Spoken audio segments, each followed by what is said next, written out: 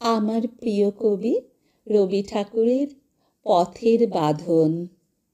পথ বেঁধে দিল বন্ধনহীন গ্রন্থি, আমরা দুজন চলতি হাওয়ার পন্থী। রঙিন নিমেষ ধুলার দুলাল, পরাণে ছড়ায় আবির গুলাল। ওড়না ওড়ায় বর্ষার মেঘে দিগঙ্গনা নৃত্য। হঠাৎ আলোর ঝলকানি লেগে ঝলমল করে চিত্ত।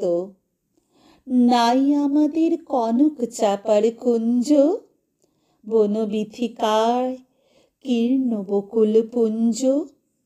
হঠাৎ কখন সন্ধে বেলায় নামহারা ফুল গন্ধ এলায়।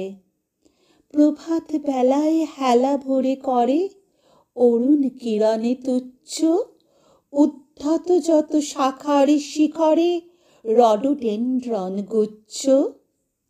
নাই আমাদের সঞ্চিত ধনরত্ন, নাই রে ঘরের লালন ললিত যত্ন।